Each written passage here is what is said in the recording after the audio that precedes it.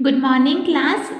We were on lesson number 6, Mughal Empire, Golden Age and Downfall. How Mughal Empire became a golden age, and in that time, how the administration work was carried, who were the different Mughals who ruled over India, and that we have already discussed about few Mughals emperors, and then to now we have left with the last topic of Aurangzeb, how the decline started of the Mughal Empire. मतलब Mughal empire pick पे गई, top पे, उसके बाद कैसे वो अपने end की तरफ आई during the rule of Aurangzeb. So that last topic was left.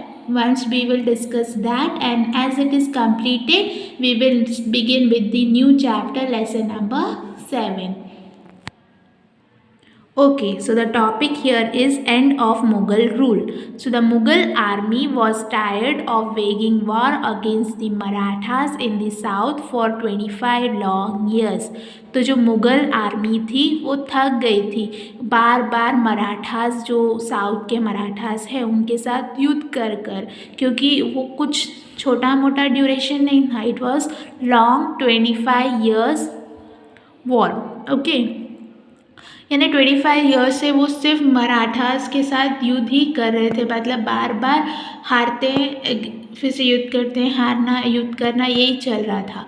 Eight last Aurangzeb decided to retreat towards the north. फिर औरंगजेब ने डिसाइड किया, जो उस टाइम के मुग़ल एम्परर थे उन्हें डिसाइड किया कि अब वो नॉर्थ की तरफ कुछ करेंगे. हम बोलते हैं नॉर्थ की तरफ मूव करेंगे.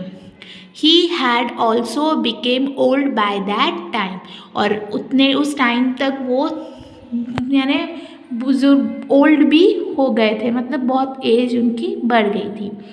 After his demise the decline of the Mughal empire begin. After his demise मतलब उनकी डेथ के बाद. किसकी डेथ के बाद? औरंगज़ेब की. तो जो मुग़ल एम्पायर था वो डिक्लाइन होने लगा था, मतलब कमज़ोर पड़ने लगा था और वो अपनी एंड की तरफ आ रहा था. Okay, struggle for the throne broke out. तो ये जो सिंहासन है उसके लिए सब में झगड़ा होने लगा, स्ट्रगल स्टार्ट होने लगा. There was no capable ruler who could keep everybody together. कोई भी ऐसा स्ट्रॉन्ग रूलर नहीं था जो हर पूरे मुग़ल एम्पायर को एक साथ एकजुट करके स्ट्रॉन्गली रख सके. Aurangzeb's narrow minded policy were responsible for the end of the Mughal empire.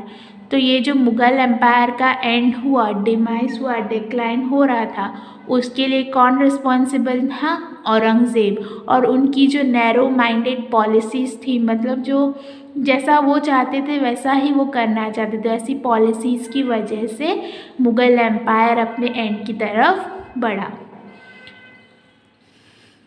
The Mughal Empire, which was established in 1526 CE. तो जो मुग़ल एम्पायर जिसकी शुरुआत 1526 CE में हुई थी, उसका डिक्लाइन स्टार्ट हुआ फ्रॉम 1707 CE.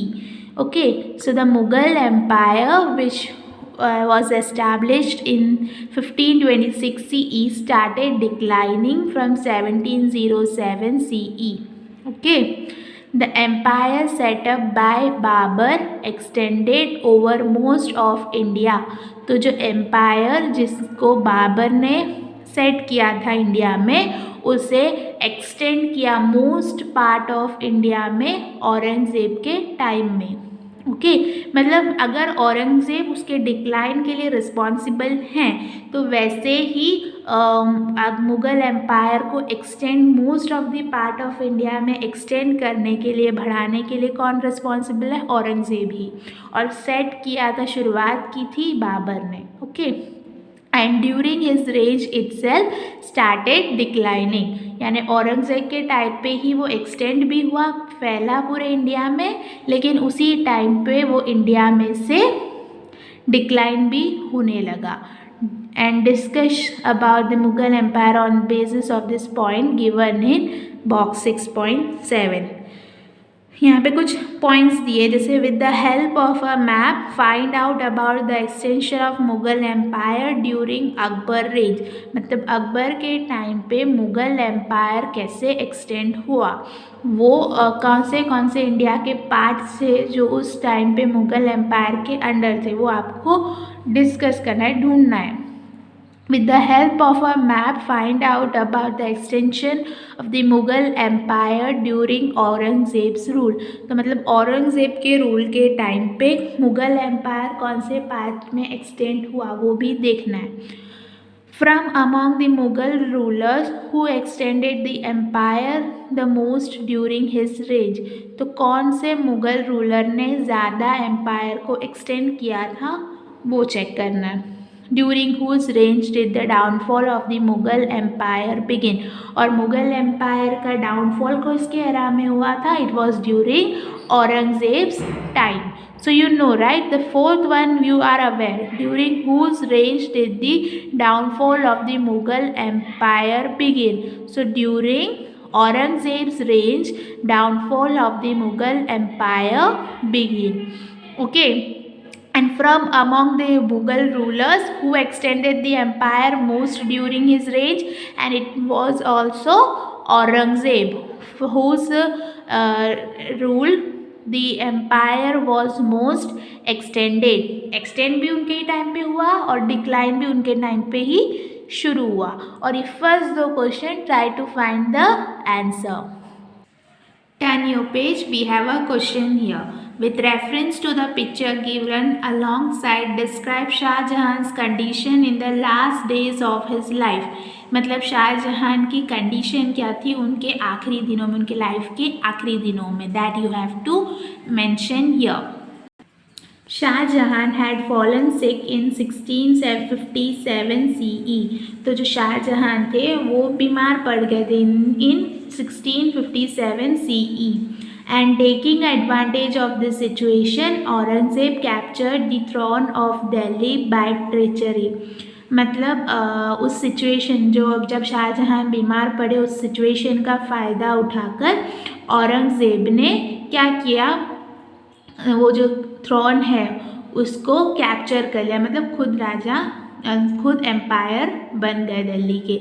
बाय ट्रेचरी मतलब बिट्रेयल से या धोखे से, चीट करना, किसी को पीठ पीछे से वार करना, प्यार का गलत फ़ायदा उठाना, ये सब इसके अंदर आ सकता है.